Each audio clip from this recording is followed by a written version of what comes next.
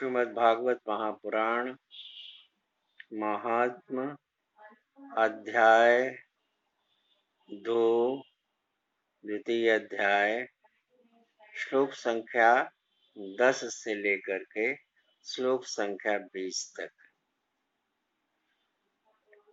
त्वदाज्ञया गता शीघ्रं वैकुंठ पुनरेव सा स्मृता त्वयापि चात्रैव मुक्तिराव याति च पुत्रीकृत्य त्वयैमौ च पार्श्वे स्वस्यैव रक्षितौ उपेक्षातः कलौ मन्दो वृद्धो जातौ सुतो तव तथापि चिन्तां मुञ्चत्व उपायं चिन्तयाम्यहम् कलिना सदृशः कोऽपि युगो नास्ति वरानने तस्मिन् स्त्वां स्थापयिष्यामि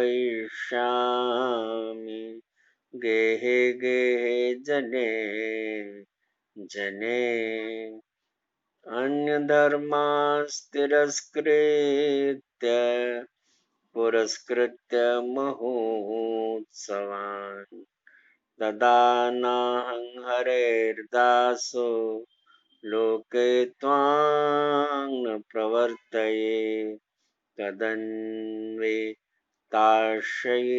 जीवा भविष्यन्ति कलाविह पापिनोऽपि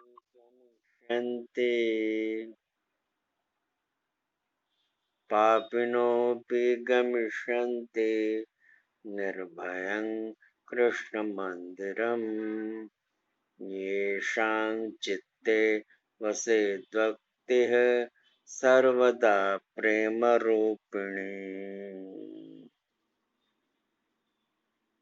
सर्वदा प्रेमरूपिणी सर्वदा प्रेमरूपिणी सर्वदा प्रेमरूपिणी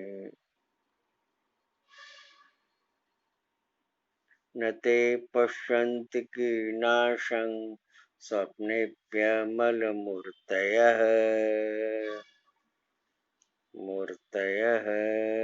न प्रेतो न पिशाचो वा राक्षसो वासुरोऽपि वा भक्तियुक्तमनस्कानां स्पर्शनेन प्रभुर्भवेत् न तपोभिर्न वेदैश्च न ज्ञानेनापि कर्मणा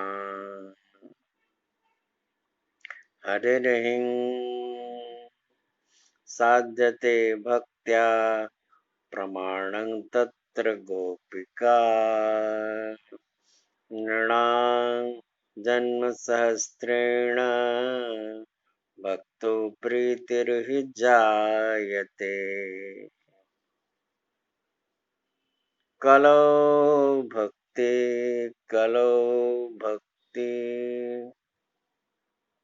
भक्तिर्भक्त्या कृष्णपुरस्थितः भक्ति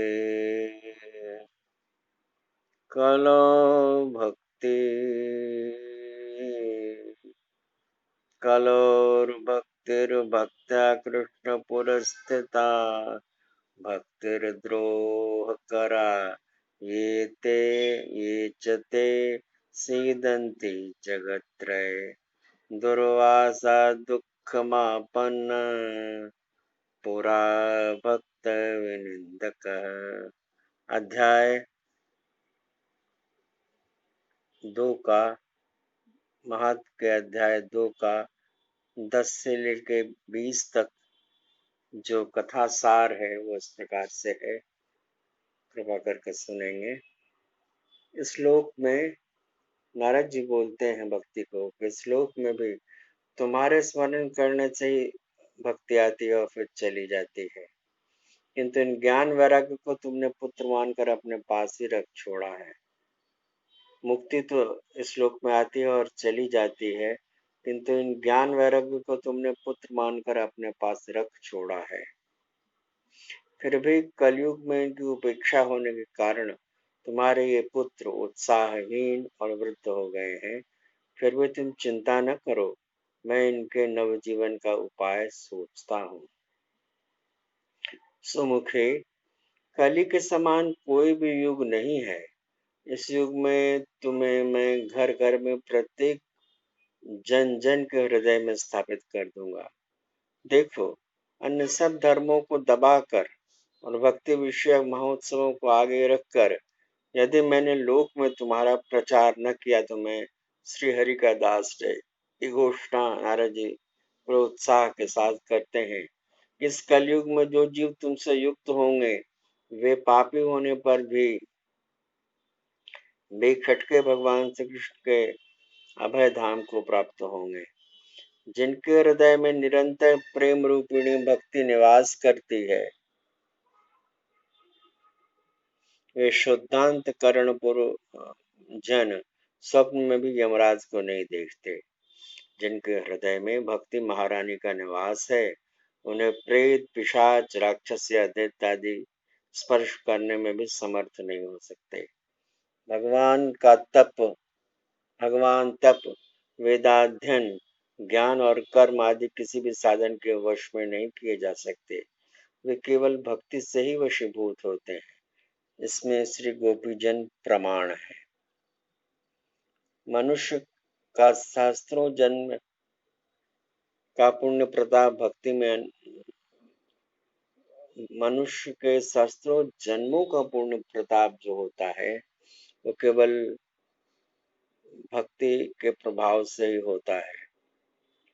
कलयुग में केवल भक्ति ही सार है। भक्ति तो साक्षात श्री कृष्णचंद्र के सामने उपस्थित भक्ति से भक्त साक्षात श्री कृष्णचंद्र के सामने उपस्थित हो जाते हैं। जो लोग भक्ति से द्रोह करते हैं वे तीनों लोकों में दुख ही दुख पाते हैं।